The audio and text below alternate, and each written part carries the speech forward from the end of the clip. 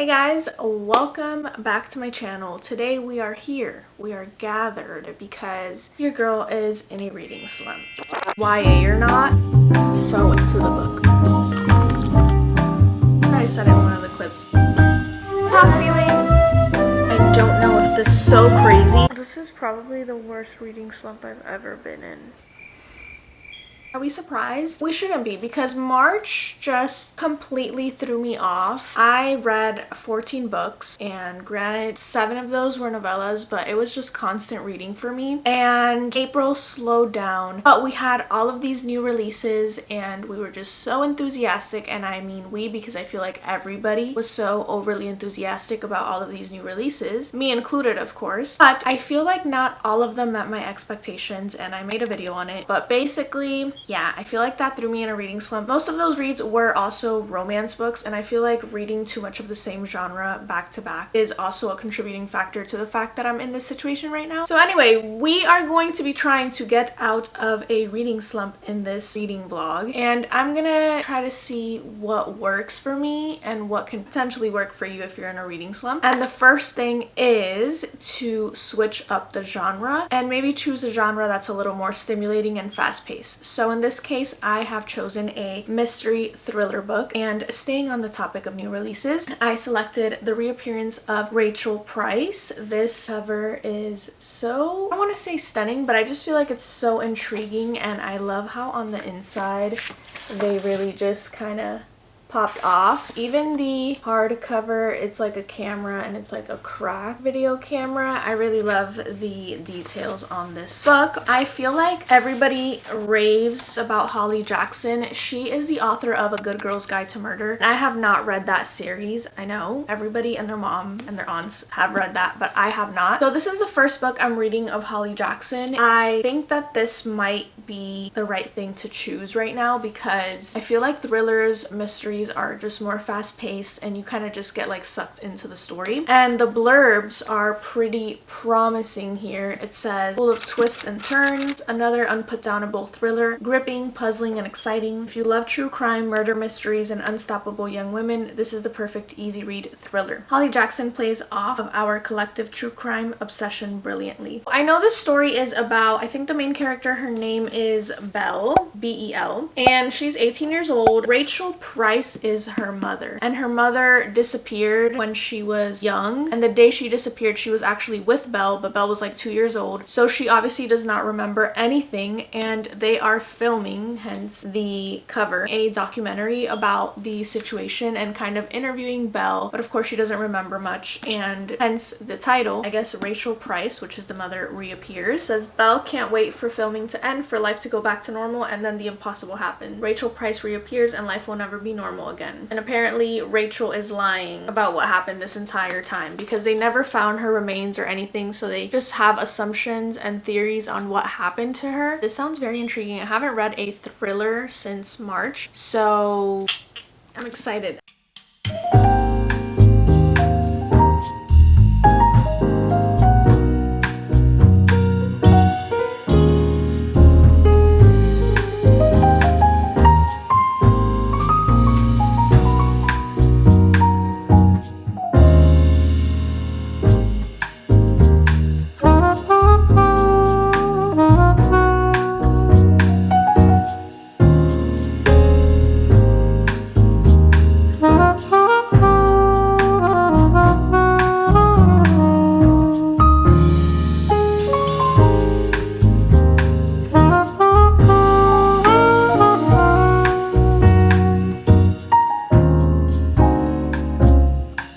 One thing about me is I am not gonna read thrillers often, but when I do, I ask myself why I don't read them as often, because they are so quick-paced, so easy, and so entertaining to read. They're like the best type of books to read. They're just not like my favorite genre, but they're the best type to read, like to get through quickly. Does that make sense? Like, they're not my favorite, but they should be my favorite. I feel like you know what I'm talking about.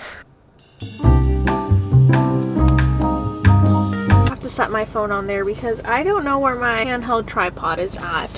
But as you guys saw, I am on chapter 3, and I don't know, there's something about reading in your car that's a little comforting. So that's what I'm gonna do right now, just for a little bit until it gets too dark to read. And so far, I'm already like so into the book, and I'm on chapter 3.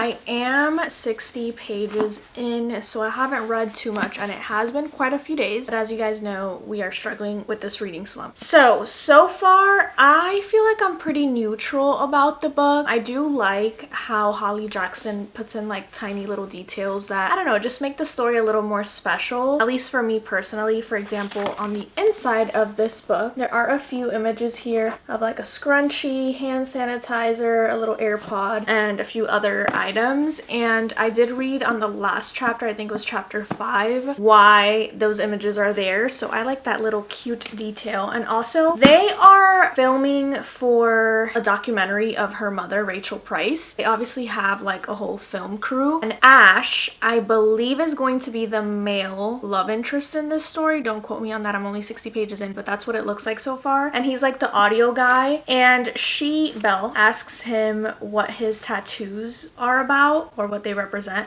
and his tattoos represent his family. So he has like a little birdie because they call his mom Birdie. He has a rose and a lily because his sisters' names are Rosie and Lily, and his name is Ash. So he has a little, what was it that he had to represent him? An old campfire. It's kind of cute that he has that. And I don't know, it's like that little detail is not extremely relevant to the story, I don't think, but it's just like something cute to add on there that I really like. I feel like right now it's just kind of giving a backstory of everything and like talking about the past events before Rachel died, which I feel like we need to understand what's to come. So I don't have like too much to say. I feel like I'm still battling this reading slump, and I'm just trying my absolute best to kind of sit there and stay focused and not let my mind kind of go elsewhere. I don't even know if this is YA or not, but there's definitely cursing in here, so I don't know if that's considered YA still, and it doesn't matter if they're cursing. I have quite a bit of reading to do, so that was just a tiny update. 60 pages in, not much has occurred. We'll see how this goes. Hello. It is May 11th, 11 p.m. I am trying to read, and I'm only on page 66, chapter 7. I feel like I've updated you guys 20 million times after every chapter, but it's because this reading slump is just hitting like none other. I'm really trying to get out of it, but I don't know. There's nothing wrong with this book. There's nothing wrong with the writing. Like, I like it when I'm reading it, but I'm just not in the mood to read. I also downloaded Reckless by Elsie Silver on my Kindle to see if maybe I can switch between both books, but it's me, like it's not the books right now. I don't know what to do. I don't know if I should like pause these and then try to read something else and see if that's the problem. If I were to read something else, I don't even know what I would pick. Like, I feel like the Encyclopedia of Fairies sounds like something I want to read. I don't know if that type of writing is gonna get me out of this slump. I feel like I have a feeling that I'm gonna be filming this video for a while because I am honestly struggling like never before right now with my reading slump. And I know I can try to push through. I was even gonna, like, I had planned to film a 24-hour readathon, but I just can't do that to myself when I'm already struggling with this reading slump. I feel like that would not go well. So I'm trying to think of like what book I can read or how I can get myself. Guys, I am gonna keep you updated. I don't know what I'm gonna do. It's 11. I'm not feeling tired. I'm gonna try to push through, but I don't know.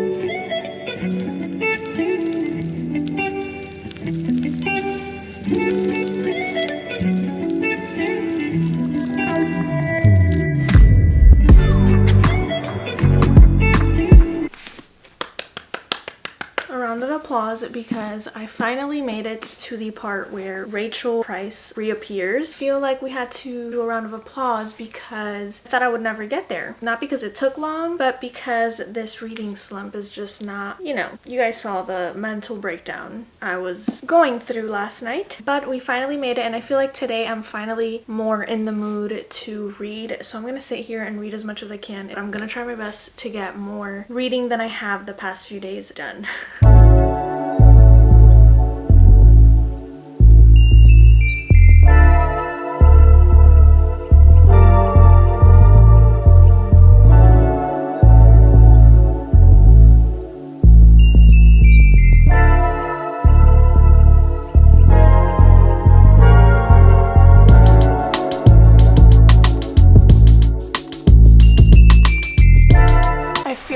Now finally I'm like actually getting into the story, and I'm actually curious as to why Rachel is kind of indifferent towards Belle, or at least that's how Belle feels. And now I feel like I'm actually getting like that feeling of wanting to keep reading, which I'm so happy about. And if you hear that, that's just a Roomba around my house. But I feel like I'm so happy about that because, as you know, I've been struggling with this reading slump, and I feel like I finally needed to get to this part of the story to kind of get it to pick up and be intrigued. And I'm on page 108, so it did take a little bit to get there, but we're here now and I'm excited and I'm happy. So I feel like I just needed Rachel to come back to finally get invested in the story.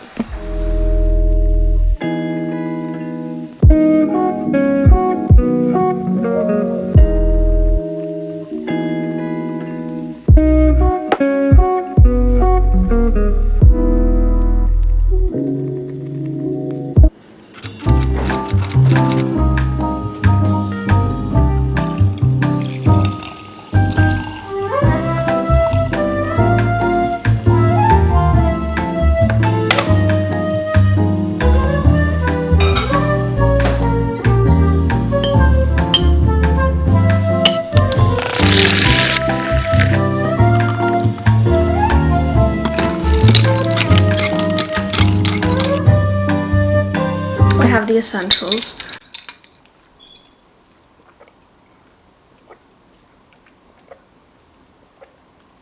I used to be like a matcha queen in like 2021, 2022, and then I just fell off of it, mostly 2021. I used to make matcha all the time. I even made matcha or chata, like matcha with different milks, matcha, like dirty matcha with coffee mix. I was just so into it, and then I fell off. And I think I'm gonna go back into my matcha phase because I just feel like I felt better with matcha rather than coffee, because coffee makes you crash, like just full-blown crash, and matcha is just like a slow release. So, okay, that was good. Now, we finally finished the reappearance of Rachel Price. I thought at first that I was never gonna get out of this reading slump, that I was never gonna be able to read this book. I don't know if I'm out of this reading slump because this is just one book, but it definitely picked up for me, like maybe page 125-ish, or I'm sure I said it in one of the clips. And yesterday I just binged it and I finished it. I got through it so quickly the last 2 days because it was just so good. My heart was honestly racing with this mystery. I can't say it was like thrillery. It was more like mystery, but it was like an amplified mystery. Like, I'm telling you, it had my heart racing. And when I would put on that Spotify playlist as well that I found, it was just hitting. Like, this book, I rated it 4 stars. I'm between 4 and 4.25 or 4.5, but I just rated it 4 stars on Goodreads for now. Because honestly, when I wasn't reading this, I was thinking about it. Like, I was literally thinking about it, and I remember everything that happened. I was making these scenes in my head like if I was watching a movie, and I'm pretty sure they're making a show about this book. I'm pleasantly surprised. I can't give more of a synopsis than I did in the beginning of this video because everything would be a spoiler. Obviously it's a mystery, but there are definitely unexpected plot twists and turns. And I'm sorry if you hear that, my cat is in the litter box just making a scene. There are literally unexpected twists and turns. I was shooketh the whole time and I had no idea where this was going. Like, I had absolutely no idea where this was going. The whole time you were guessing who really did what they did to Rachel. Like, because her story is that she was trapped in a basement for 15-16 years. There's a discrepancy in her story where she keeps saying 15 years, but really it's 16, and then she'll correct herself, and Belle is like catching on to that. But then there's a crazy plot twist and turn, and like you just don't expect, you don't know who did what, and then once it gets revealed, you're like, hold on. And then there's another plot twist behind that plot twist, if that makes sense. I mean, this was so well executed. Holly Jackson did an amazing job, and now I understand why everybody's obsessed with the Good Girls Guide to Murder series. I'm guessing if she has the same style of writing, then that's probably why, and now I'm intrigued and I want to buy that whole series. So this was a pleasant surprise, and it definitely has me excited to read more. So I think this is helping me get out of my reading slump. I want to say it is. And now we have to choose my next book, which I have no idea what I'm going to select, and we're going to go through that now. Guys, it is so dark right now because there's a storm coming and it's Florida. Now, while I was reading The Reappearance of Rachel Price, I've also been reading The Essential Law of Attraction collection by Esther and Jerry Hicks. This is The Teachings of Abraham. So I have been reading this, and I feel like this has helped me kind of stay in the loop with reading in the midst of a reading slump. And this is pretty much just about law of attraction, as the name suggests. But last night I also downloaded Dial A for Aunties on my Kobo, but I really want to pick something from my TBR out because we're too close to the end of May and I still haven't chosen a book from my TBR. So I think I'm going to put a pause on this, maybe read this in between other books, but yeah, no. We need to select another book from my TBR. I really want to read Emily Wilde's Encyclopedia. Is it Encyclopedia? I don't feel like that's how you spell encyclopedia. Anyway, Emily Wilde's Encyclopedia of Fairies. I really want to read this, and I think it's mostly because I love how this cover looks. It's really intriguing, and everybody has loved this book for the most part. I think this is what I am going to start today, and also I just want to get it off my TBR. And it's one of my newest books from my recent book haul, so I think that's something else that kind of motivates me to read. When you get a new book, like, you want to read it. So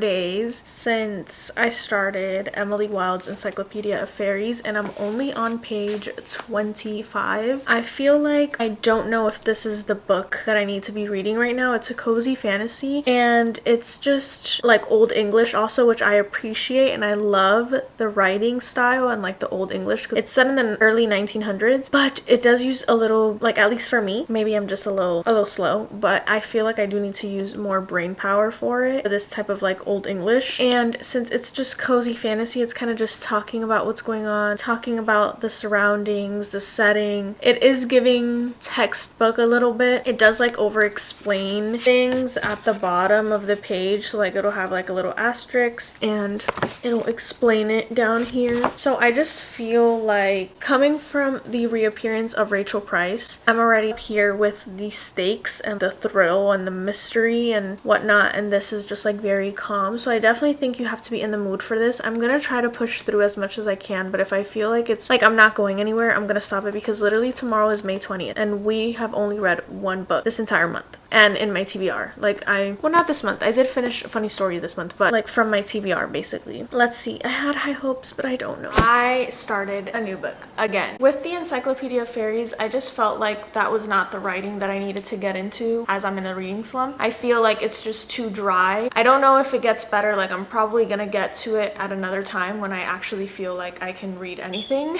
But right now, if I'm feeling, I felt like I needed to pick up something a little more, something that sounds a little more intriguing and like a little bit more action or spice or something. So with this book, which is Butcher and Blackbird, I've heard nothing but great things for the most part. I did, however, read the trigger warnings and they were quite disturbing. Like, really disturbing. But maybe I need something that kind of just has me a little shook, because obviously I'm in this reading slump and this is giving like Hooked vibes, which I feel like it had weird trigger warnings. I already started reading it. I'm on page 14, not too far in. I think this is like the second chapter, but I already like the style of writing. I feel like it is going to be a lot more fast-paced than the Encyclopedia of Fairies. That writing style is just not what I need right now. So we're gonna read this, and this is part of my May TBR, so that's also a win, and I will keep you guys updated. This is the last week of May, if I'm not mistaken, and or almost the last week. Next week is the last week of May. It's May 21st, and this is more difficult than I thought it would be. The last reading slump video that I made, I think, took me like 3 months. No lie. So let's see how this goes.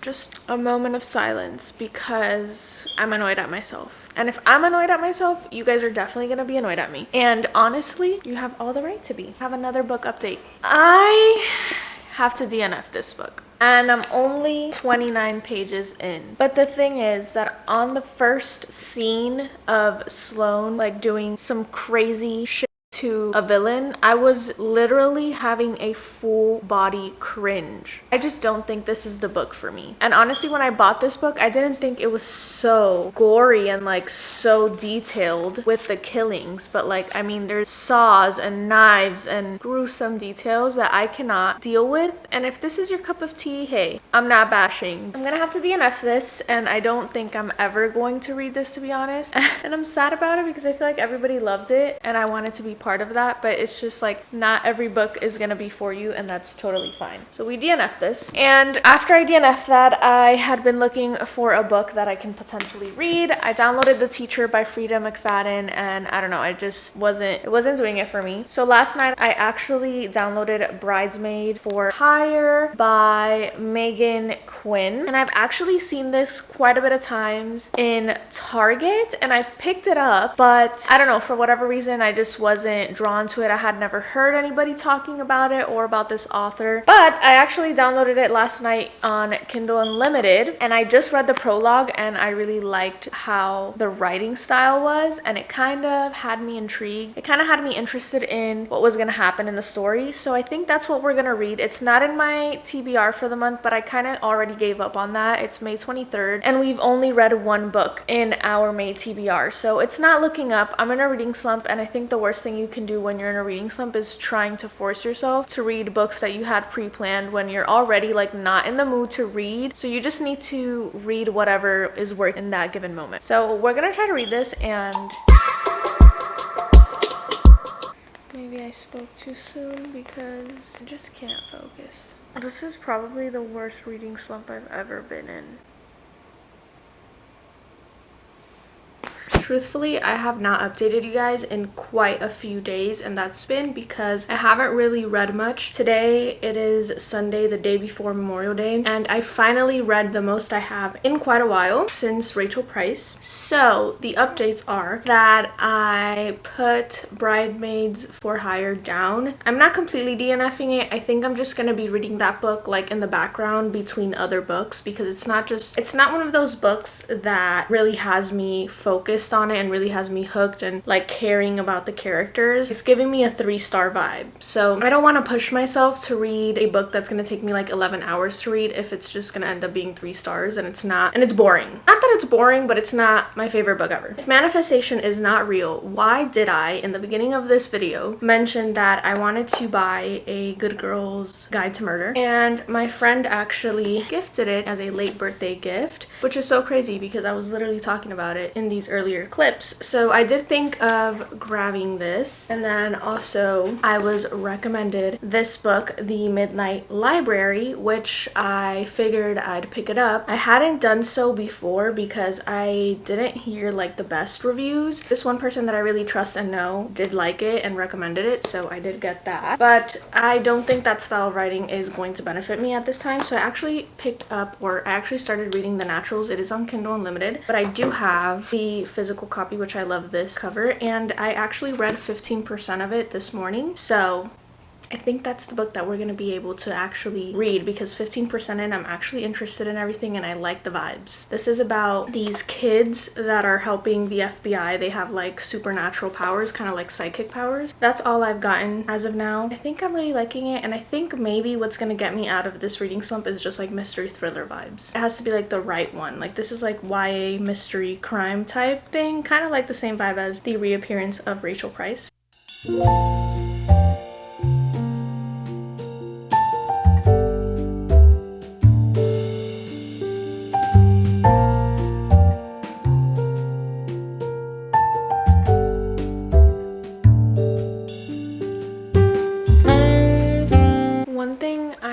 Is really helping me right now with this book is that the chapters are like so quick.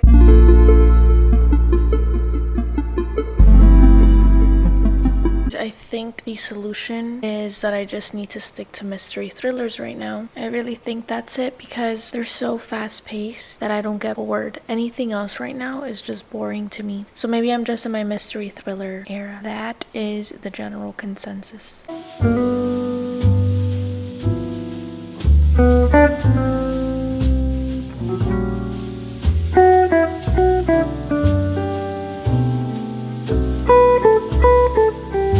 Okay, you guys, we finally made some solid progress. I'm already almost done with the naturals. I have been flying through this and I'm already on part 4. So that's the last part. I believe I only have like 30 something pages left or something like that. Like literally this tiny bit. And I needed to update you guys because things just went so crazy. Like we are finally solving the mystery. And I have to say, I feel like I had a feeling that the person that's messing with them is the person that they just revealed it is. My context clues, like, I'm the natural. So backtrack. This is basically, I don't know if in the beginning I said that the FBI is working with these kids that have like psychic supernatural powers basically, or abilities with cases, but they actually got them for cold cases. So obviously they are, I think she's 17, they're young, and they obviously can't be working in actual cases, like ongoing cases, but they were helping with cold cases, and like they were pretty much using the clues that the naturals were giving them to help them with actual cases that are going on. But there's this specific case right now of a serial killer that's just going around killing these women, and the clues basically point to the fact that they are kind of like messing with Cassie, which is the main character, because Cassie's mother got murdered years before. I don't want to say too much because I feel like I can easily spoil this, but I don't know, this was even giving me like creepy vibes, because there is the killer basically, he or she is referred to you, and they literally have sections in the book where you is speaking. So like this, so like it'll say you and then have whatever the serial killer is thinking, and somehow Cassie is connected to the serial killer like mentally. So whenever she goes to figure out a cold case or goes to a crime scene, she can pretty much hear what the serial killer is thinking or thought in that moment. Like she can get into the serial killer's head. And just now things took a turn, so I had to update you guys because I'm probably gonna finish this. Well, I'm 100% gonna finish this today, and this had me shook. Like I was reading this last night and it was dark, obviously, like I had the lights off, and I was reading on my Kindle, and I was a little stressed out, I'm not gonna lie. I see all the hype. I feel like I didn't understand the hype till I was like 30-40% in, and 50% in it really picked up. So I am really loving this, and I think probably for our third book we might even just read the next book, which is Killer Instinct. Guys, wow, I can't believe I've waited so long to read this. This is so good, and I feel like that explanation was a little crazy. I'm sorry. I feel like it's just hard to explain what's going on, but there's also like a little found family trope in this book, because there are other teenagers that also have natural abilities. They're all helping each other. They're like in this house that the FBI has set up for them, and right now there are two guys. There's kind of like a love triangle situation also. There are two guys, part of the group, that have like feelings for Cassie, and Cassie has kind of feelings for them as well, and they're like very overprotective of her. So yeah, that's another little detail, but it's just very mysterious and nobody really knows. There's like a lot of subliminal messages that the serial killer is leaving, and it's just really crazy. It's like legit the definition of a mystery. Love this.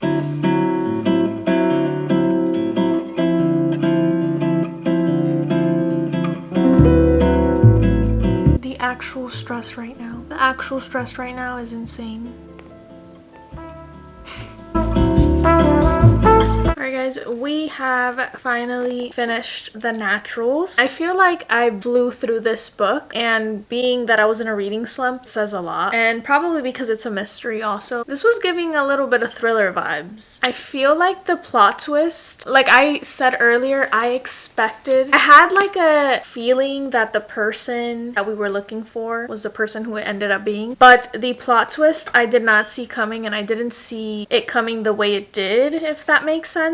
I don't know. I feel like as I've been explaining this book, it's been like the worst explanation ever. This is such a good book. I rated this 4 stars. It didn't give me a 5-star feeling, and I can't pinpoint why. It just didn't. It's like a 4.5. I rated it 4 stars on Goodreads, but it's like a 4.5. I feel like it's so quick paced. It keeps you on your toes. The chapters are short, but they leave you on a cliffhanger. It's such easy reading. I don't know. You don't have to use too much brain power. You just fly through it. It was pretty crazy. Like, I just feel like you need to be so intelligent to come up with a story like this. All the plot twists and literally the mystery. It was such a mystery. I have continued reading Bridesmaid for Hire. I ended up giving it a second chance last night, right before I was going to sleep, and I actually started enjoying it. It's a little funny and like quirky. That's why I said like it was giving me 3-star vibes, because just the writing, I don't know, it's just very like rom-com-y, and I have to be in the mood, like a rom-com vibe. But I actually like it. I got 13% in, so I'm not like too deep into the book. I was like 6% in when I DNF'd it, but I'm liking it. I think the characters are funny. The way she writes about the characters and their interactions and their banter is kind of funny. That's what we're gonna do. I'm gonna try to finish this. I feel like I'm getting out of my reading slump because I'm actually interested in reading. We're at the park and I am 15% into Bridesmaid for Hire. I think I'm enjoying it. Like, it's kind of funny. The characters are funny, and there's definitely a fake dating trope going on right now in forced proximity. I think that the way they're going about it with the enemies to lovers situation is like not realistic but funny. She's writing a contract, so Maggie, the main character, the female main character, is writing a contract with Brody, the male main character, they're making a contract for this whole like fake dating situation, and she's handwriting it, and Brody says, "Wasn't aware we were going for a handwritten masterpiece. Are you competing with the Declaration of Independence?" I don't know if it's just because I'm sleepy, but that was hilarious. Alright guys, I fear we have to end this video, and I have to soft DNF Bridesmaid for Hire because I feel like I'm pushing myself, or trying to push myself to get through this book just to finish this video and just to be able to get 3 books in for this video. But honestly, you know how your Kindle tells you how many minutes you have left in a chapter? The last 2 chapters have said 40 plus minutes for 1 chapter, and that is ridiculous to me. Like, these chapters are extremely long, and like I just feel like there's a lot of unnecessary details going on. Like in this last chapter, I think it was chapter 8, they're playing a game, and the game is a whole like 50 minutes long. Like, I'm sorry, but I don't care about this game that much. So I'm not saying I'm gonna completely DNF this forever and ever, but I do think that it'll kind of be like a background book that I'm reading, kind of like what I said earlier. It's gonna be a background book that I'll probably pick up in between other books whenever I'm not feeling the other books, or I want like a little change of scenery. But I should have listened to my intuition earlier and just left it alone, because it's definitely gonna be like a 3-star book, and I feel like it's not even worth the effort right now to read for another 8+ hours just for it to be like a 3-star. Yeah, that is the end of today's video. It has taken me like 3 weeks, or maybe almost even a month,